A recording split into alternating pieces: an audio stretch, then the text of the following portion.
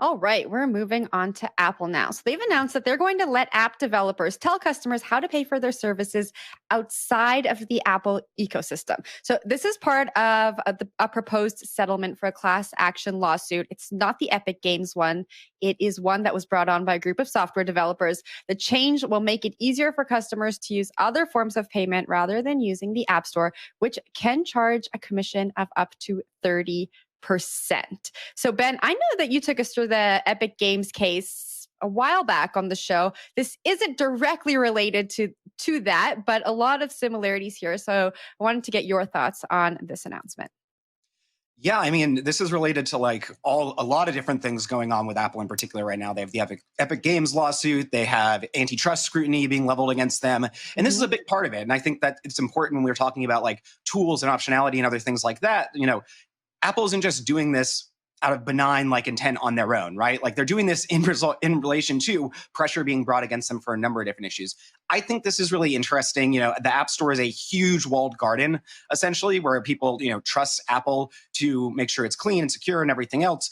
CoinDesk a while back, we did an investigation that found like, scammy crypto apps within that App Store, sort of undermining this idea of like this safe walled garden where people get to play. And Apple makes a ton of money off of the App Store. So opening up this can of worms is the first step to kind of breaking those walls down. And what steps into place is what's going to be interesting to me. Is it going to be, various forms of crypto, starting to get inroads into the Apple ecosystem, and particularly apps as well? Because we talk about all the time, what a ripe sort of environment for microtransactions like crypto offers. But those are my initial thoughts here. And I think it's just one step in a number of others that are going to be spiraling out of all the scrutiny that Apple's getting at the moment. Yeah, I'll jump in. Sorry, go ahead, Jen. Go for it, Naomi. No. Yeah, you take it away. I was going to say that, I don't want to be someone who rushes to defend Apple, especially in light of all of the things they've been doing over the last few weeks with surveillance on phones. I've lost a lot of respect for them over the past couple of weeks. If they go through with all their surveillance stuff, I will be horrified, especially because they've built their entire, consumer base on the idea that they're providing good privacy for people. But in this particular example, I'm a little bit on Apple's side because I see it as like a restaurant, right? If you go to a restaurant and you're using their table and chairs, they have the right to say you need to buy your food from our restaurant. You can't just come in here and use our table and chairs and bring food from elsewhere. So I understand why they want to feed people through their app store and have, be able to take a commission from all of that. That being said, if this goes through, it does have interesting implications for cryptocurrency options. Like if Apple isn't going to add that stuff natively, perhaps that is something that, app developers who are probably, a lot of them are probably in the crypto world. Let's be honest. There's very tech savvy people who are building this stuff, probably have their hands in lots of different areas for the tech sector. So I wonder whether this will increase the crypto offerings from app purchases and things like that. I'm interested to watch how all of that plays out. But Zach, I'll throw to you for your thoughts.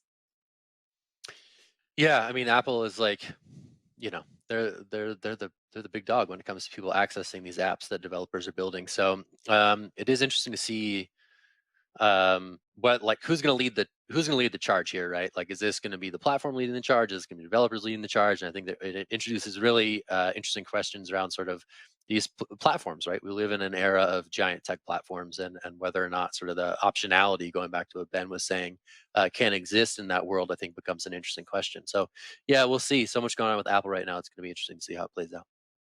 Yeah, what's going to go on with that? I know it's not this topic, but this surveillance thing has really been eating up a lot of my mind space over the past week. And although it's still ongoing, right? It's still in the news, and there have been so many protests about it. There've been so many petitions being signed by the tech community. I think Snowden signed a petition that's going around. These people are really jumping on this bandwagon. Before we get off that Apple subject, Ben, I would love your thoughts on all of that and where that's going to lead. Apple in this case has shown that they are motivated when people group together and push back against them. Clearly, they, going through this settlement. Is the same going to happen if enough people in the tech industry push back against all the surveillance they're doing? I think it's a really hard question. Naomi, what you're alluding to is dual systems related to explicit child content that Apple implemented. And those are two complicated systems that we don't have the time to definitely like dig into the media aspect here. But I do think this shows, right, like Apple looks at public sentiment. You know, all these companies do. They really care about their image and how they're perceived, and particularly in tech, that's even more so. And I think that we are going to see pushback. I'm less excited that they're actually going to, you know, do like a reversal, you know, a la OnlyFans or something, and kind of wholesale, like hold off on this.